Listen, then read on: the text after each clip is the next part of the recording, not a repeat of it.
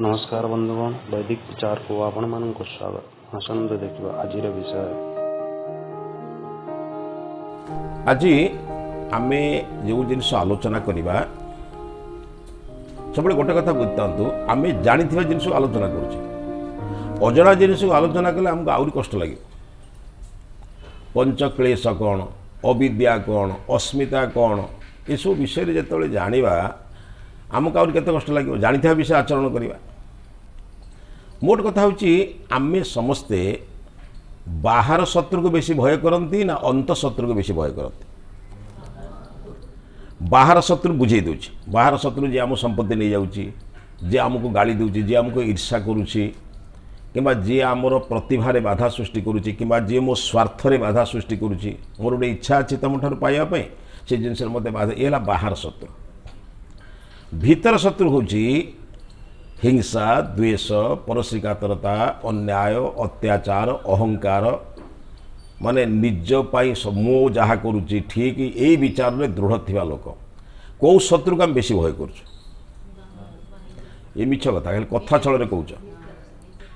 यहाँ कथा छल कौच माने यहाँ कहीदेले लोक ठीक ज्ञानी बोली परिचय होगापी कौच किंतु आमे समस्ते बाहर शत्रु को बेसी भय करती मो संपत्ति किए नहीं जीव मत किए गाड़ी देला मत चिंतन करे तो मैंने गोटे बद्धमूल धारणा मोर अच्छी मोर गोटे अहंकार जे मु जहाँ करुच्ची ठीक करुच्ची मु जहाँ बुझी ठीक बुझी मु जहाँ जानी ठीक जानी अनेक थर तो मुझे आम सबुदिन पढ़ुँ ना विनय प्रार्थना जो मैंने सबुदिन पढ़ुं जो मैंने यज्ञ सबुदिन आम तो सप्ताह थे पढ़ुचे ना जो मैंने घर सबुदिन पढ़ुचे ना संध्या पर भी अनेक लोक अभ्यास अच्छे सबुदिन पढ़ते जे समस्ते पढ़ुं अंतकरण को मलिन किए करुच्ची दैनिक पढ़ अंतकरण को मलिन करुवा स्वार्थ संकीर्णता लोभ मोह ईर्षा द्वेष परश्रीकातरता ये सब क्या मलिन करुच्ची अंतकरण को मलिन कर बाहर को जे मलिन कर सागे सफा कर दूचे कौन बुझे कि रास्ता गला बेले जदि गाड़ी मोटर धुआं अधिका लगे घरे जा लुगा सफा करें कहीं सफा कर बाहर धूलटा लगिगला अंतकरण को मलिन करुवा स्वार्थ तथा संकीर्णता ये दुटा बड़ जिनस अंतकरण को मलिन करे स्वार्थ और अंतकरण मलिन करते संकीर्णता संकीर्णता और स्वार्थ मान बुझ स्व अर्थ मो व्यतीत अन्य मान कथा चिंता न करवा या स्वार्थी बोली कहते स्वार्थी व्यक्ति जदि परार्थ न हो स्वार्थी व्यक्तिर मध्य परार्थ गुण अच्छी ना बोली बुझंतु नहीं अत्यंत स्वार्थी व्यक्ति जे जीवन में के टंकाटे देने क्या पर पचारे निज छुआ पिला काम करुच्चे ना नहीं ताले से परार्थी ना स्वार्थी से निज कथा बनता छुआ पिला खाया दिखानी ताले छुआ पिला जो खाया दूसरी मैंने पर पर प्रति कार्य कर भावना अच्छी ना नहीं पर बोले सी बुझी दी चार जन कौन ये बुझे कौन कथाटा ये तो असुविधा हो तेणु ये जो परार्थी शब्दटा परार्थरु परमार्थी हुए स्वार्थरु परमार्थ जावाई आत्मबोधर विश्वबोध करने आमको धीरे धीरे ऊपर को जावाक पड़ो स्वार्थ संकीर्णता आदि विभिन्न जिनस आम ठार जाऊना नजर मत अनेक कारण अच्छी तार मूल कारण हूँ आम एक देखिले आमर अंतकरण को मलिन जो गोटे करुच्ची एवं आसुरिक प्रवृत्ति आसुरिक प्रवृत्ति और स्वार्थ युद्ध पढ़ुच ना नहीं तुम व्याख्या कौन पढ़ुच मो भीतर गोटे आसुरिक प्रवृत्ति अच्छी और स्वार्थर युद्ध होची युद्ध शब्दटा बुझे युद्ध में दुई पक्ष था युद्ध कौन जनक पाखे हुए ना दुई पक्षर हुए दी पक्षे युद्ध हवा विचार कर कार दी पक्ष गोटे हूँ स्वार्थ गोटे हूँ परमार्थ मु जहाँ करुच्ची एटा ठीक नुहे जहाँ करार अच्छी से ठीक बुझी किंतु करुच्ची भूल युद्ध हम ना नहीं युद्ध हम ना नहीं बुझिपार तो जड़े डकायत अधिक मात्रा बलशाली हो गला राजांकर सैन्य जेते चेष्टा कले भी से डकायत को आयत्त कर पारे से कौन लुचि जाए बण में राजपुत्र अस्त्र शिक्षा कर सारापर कहला मुझे मारिया चेष्टा करी सी जा बण में रहा उभयंकर युद्ध सैन्य सामंत युद्ध पर से कहले सैन्य गुड़ा कहीं मार बर दीज युद्ध करवा दीज युद्ध कला बेले प्रथम दीजर अस्त्र शस्त्र गला ता अस्त्र खसी पड़ा या अस्त्र खसी पड़ा दीज जाक द्वंद्व युद्ध कले माने किए विधा हाथ पैसा जाओ ସେତେବେଳେ ହେଲାଣି ଦୁଇ ଜଣ କୁଣ୍ଢା କୁଣ୍ଡି ଗୋଡ଼ା ଗୋଡ଼ି ଯୁଦ୍ଧ ମାନେ ତାଙ୍କର ଯୁଦ୍ଧର ଯେଉଁ କୌଶଳ ଗଲା ପରେ ରାଜକୁମାର ତା କାନରେ ଚୁପ୍ କରି କହିଦେଲେ କହିଲେ ତୋ ପାଖରେ ଏତେ ବଳ ଅଛି ପରକୁ ମାରୁଛୁ ନିଜ ଭିତରେ ଥିବା ଶତ୍ରୁକୁ ମାରୁନୁ ତା କାନରେ ଖାଲି ଏତିକି କହିଦେଲେ ମାନେ କୁଣ୍ଢା କୁଣ୍ଡି ହେଇକି ଦୁଇ ଜଣ ଯେତେବେଳେ ସିଏ ତାକୁ ଭିଡ଼ୁଛି ତା କାନରେ ଖାଲି ଗୋଟିଏ ପଦ କହିଦେଲେ କହିଲେ ତୋ ପାଖରେ ଏତେ ବଳ ଅଛି ଏତେ ଶକ୍ତି ଅଛି ଯଦି ତୁ ଅନ୍ୟମାନଙ୍କୁ ମାରୁଛୁ ନିଜକୁ ମାରୁନୁ କହିଲା କ'ଣ କହିଲା ତୋ ଭିତରେ ଯେଉଁ ପରକୁ ହତ୍ୟା କରି ଆନନ୍ଦ ପାଇବାର ଗୁଣ ଅଛି ଯେଉଁ ଅନ୍ୟ ଭିତରେ ହିଂସା ଦ୍ୱେଷ ସେଗୁଡ଼ା ମାରିଦେଉନୁ ସେ ଛାଡ଼ିଦେଲା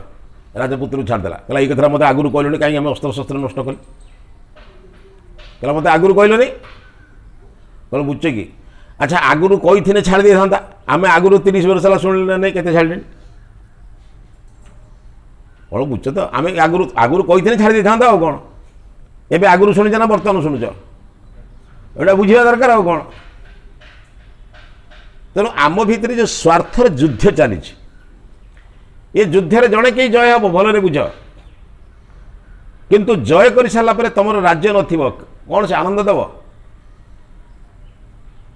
ସମସ୍ତେ ମରିସାରିଲା ପରେ ଯୁଧିଷ୍ଠିର ରାଜ୍ୟାଭିଷେକ ହେଲେ କୃଷ୍ଣଙ୍କୁ ହାତ ଯୋଡ଼ି କହିଲେ ମୁଁ କି ରାଜ୍ୟକୁ ଯିବି ଯେଉଁ ରାଜ୍ୟରେ ପ୍ରଜା ନାହାନ୍ତି ବିଧବା ଦଳେ କାନ୍ଦୁଛନ୍ତି ଅନାଥ ହୋଇଛନ୍ତି ଘର ପୋଡ଼ିଯାଇଛି କେହି ନାହାନ୍ତି କି ରାଜା ହେବି ବୁଝିପାରୁଛ ତ ମୁଁ ସଭାପତି ହେବି ସଭା ନାହିଁ କ'ଣ ବୁଝୁଛ ତ ସଭା ନାହିଁ ବର୍ଷରେ ଥରେ ଆମେ ସାଙ୍ଗରେ ବସିବାନି କିନ୍ତୁ ମୁଁ ସଭାପତି ଆଉ ସମ୍ପାଦକ କି ସମ୍ପାଦନ କରିବି କିନ୍ତୁ କାହାକୁ ନେଇକି ତ ସମ୍ପାଦନ କରିବି ଲୋକ ରହିଲେ ତ ସମ୍ପାଦନ କରିବି ଲୋକ ସଭା ରହିଲେ ତ ସଭାପତି ହେବି ଆଜି ଅବସ୍ଥା ସେଇଆ ସଂସାରରେ ସମସ୍ତେ ବରଂ ମରିଯାଆନ୍ତୁ କିନ୍ତୁ ମୁଁ ଭଲରେ ବଞ୍ଚିବି କିନ୍ତୁ ତମେ ବି ଭଲରେ ବଞ୍ଚିପାରିବନି ସେଥିପାଇଁ ସ୍ୱାର୍ଥ ଓ ସଂକୀର୍ଣ୍ଣତାର ଯୁଦ୍ଧରେ ଆମେ ଜୟ କରୁଛୁ ସିନା କିନ୍ତୁ ସର୍ବଦା ପରାଜିତ କାରଣ ଯେଉଁମାନଙ୍କ ପାଇଁ ଆମେ ଯୁଦ୍ଧ କରୁଛେ ସେମାନେ ଆମର ହେଉନାହାନ୍ତି ଯେଉଁମାନଙ୍କ ପାଇଁ ମୁଁ କଷ୍ଟ ସହିଲି ସେମାନେ ମୋ କଷ୍ଟକୁ ବୁଝୁନାହାନ୍ତି ତେଣୁ ସେଥିପାଇଁ ଶାସ୍ତ୍ରରେ ଗୋଟେ କଥା କୁହାଯାଇଛି ବେଳହୁ ଯଦି ସମୟ ଅଛି ତାହେଲେ ଗୋବିନ୍ଦ ସୁମର ଭାଗବତ ଲେଖା ହେଇଛି ନା ଯଦି ପାରୁଛ କିଏ ଜାଣିଛି ସମାଜରେ କେତେବେଳେ କହିବ କେ ଜାଣି କାହାର ଆଜି ମୃତ୍ୟୁକାଳ ହୋଇଯିବ ଉପସ୍ଥିତ ଚେଷ୍ଟା କରନ୍ତୁ ଜୀବନରେ ଆମେ ପର ପାଇଁ କେତେ କରିଛେ ଅନ୍ୟ ପାଇଁ କେତେ କରିଛେ ପର ବୋଇଲେ ଗୋଟେ ସଂକୀର୍ଣ୍ଣ ବୁଝନ୍ତୁ ନାହିଁ ସମାଜ ପାଇଁ କେତେ କରିଛି ମୁଁ ଅନେକ ଉଦାହରଣ ପ୍ରାକ୍ଟିକାଲ ଉଦାହରଣ ଅନେକ ଅଛି ସେଗୁଡ଼ିକ ଏଠି ଉଦାହରଣ ଦେଲେ ଲାଭ କିଛି ନୁହେଁ କହିବାର ଉଦ୍ଦେଶ୍ୟ ହେଉଛି ଥରେ ଚେଷ୍ଟା କର ନିଜର ସଂକୀର୍ଣ୍ଣ ଗଣ୍ଡି ଭିତରୁ ବାହାର ଯେତେ ଜିନିଷ ମୋର ସେ ମୋର ନୁହେଁ ବୁଝିପାରିନାହାନ୍ତି ବୋଧେ ଏ ଶବ୍ଦଟା କହି ସମାପ୍ତ କରିବା ଯେତେ ଜିନିଷ ମୋର ବୋଇଲେ କ'ଣ ସମ୍ପତ୍ତି ବାଡ଼ି ଘର ଦ୍ୱାର ଗାଡ଼ି ମଟର ଲୁଗା ପଟା ଏସବୁ ମୋର ନା ମୁଁ ଇଏ ମୋର ନୁହେଁ ମୋର ନୁହେଁ ମାନେ ବୁଝୁଛ ନା ମୁଁ ଯେତେବେଳେ ମୃତ୍ୟୁ ଲାଭ କରିବି ସେଗୁଡ଼ାକ ମୋ ସାଙ୍ଗରେ ଯିବ ଏମିତିକି ଶରୀର ପାଇଁ ସବୁ କରିଛି ନା ଏ ଶରୀର ବି ସାଙ୍ଗରେ ଯିବନି ଯଦି ଶରୀରଟା ସାଙ୍ଗରେ ଯିବନି ଶରୀର ପାଇଁ ଯେତେ ଜିନିଷ କରିছে ସେ କେମିତି ସାଙ୍ଗରେ ଯିବ ସବୁବେଳେ ମୋର ଜିନିଷଟା ସେଟା ରହିବ ମୁଁ କେବଳ କ'ଣ ନେଇକି ଯିବି ସେଇଟା ବିଚାର କରିବା ଆମେ ଆଗରୁ ପଢ଼ିଛେ କ'ଣ ନେଇକି ଯିବାର ଗୋଟିଏ ମାତ୍ର କାର୍ଯ୍ୟ ଆମ ପାଖରେ ଅଛି ଯାହା କୁହନ୍ତି ଧର୍ମ ସତ୍ୟ ପରୋପକାର ଏଗୁଡ଼ା କେତେ ନେଇକି ଯିବା ସଂସାରରେ କେତେ ବୁଝିଲେଣି ତଥାପି ଏହି ସ୍ୱାର୍ଥ ସଂକୀର୍ଣ୍ଣତାର ଯୁଦ୍ଧରେ ଜୟ କରିବା ଅପେକ୍ଷା ସ୍ୱାର୍ଥ ଯୁଦ୍ଧରେ ଜୟ କରିବା ମାନେ କ'ଣ ପରାର୍ଥୀ ହେବା ଅହଙ୍କାର ଯୁଦ୍ଧରେ ତ୍ୟାଗ କରି କ'ଣ ହେବା ନିରହଙ୍କାରୀ ହେବା ଜଣେ କହିଲେ କହୁଛି କ'ଣ ଏଥିରେ ମିଳିବ ମୋତେ ଅନ୍ୟମାନଙ୍କ ସହିତ ଅସତ୍ୟରେ ଯୁଦ୍ଧ କରି କରି ସମାପ୍ତ କରିବା କିନ୍ତୁ ପାରିବେ ନ କହିବା ବରଂ ନିଜେ ସତ୍ୟ ସହିତ ସଂଗ୍ରାମ କର ନିଜ ଭିତରେ ଥିବା ଅସତ୍ୟ ସହିତ ସଂଗ୍ରାମ କର ସତ୍ୟର ଦର୍ଶନ ମିଳେ ଚେଷ୍ଟା କରନ୍ତୁ ଜୀବନକୁ ଆହୁରି ସୁଧାର କରିବା ପାଇଁ କାରଣ ଧୀରେ ଧୀରେ ବୟସ ବଢ଼ୁଛି ବୁଝୁଛନ୍ତି ଆସନ୍ତା ଗତକାଲି ଧର୍ମରାଜ କହୁଥିଲା ବେଳେ ଗୋଟେ ଛୋଟିଆ ଶ୍ଲୋକଟେ କହୁଥିଲା ଭାରି ସୁନ୍ଦର ଶ୍ଲୋକଟେ ମୁଁ ଶ୍ଲୋକର ଅର୍ଥଟା ଖାଲି କହୁଛି ସୂର୍ଯ୍ୟ ଉଦୟ ବେଳେ ଧୀରେ ଧୀରେ ବଢ଼େ ଆମେ ସେମିତି ଆନନ୍ଦ ହେଉ ଅନ୍ୟକୁ ଆଲୋକିତ କରୁଛୁ କିନ୍ତୁ ମଧ୍ୟାହ୍ନ ପରେ ସୂର୍ଯ୍ୟ ଅସ୍ତ ଆଡ଼ିକି ଯାଏ ଅସ୍ତ ଆଡ଼ିକି ଗଲା ପରେ ଦିନେ ଅସ୍ତ ହେବ ବୋଲି ଭାବୁନା ତେଣୁ ଏଗୁଡ଼ିକ ଚିନ୍ତନ କଲେ ଆମ ଜୀବନରେ ଅନେକ ପରିବର୍ତ୍ତନ ହୋଇଯିବ ବହୁତ ଧନ୍ୟବାଦ ଚେଷ୍ଟା କରିବା ଜୀବନକୁ କରିବା ପାଇଁ ଠିକ୍ ଅଛି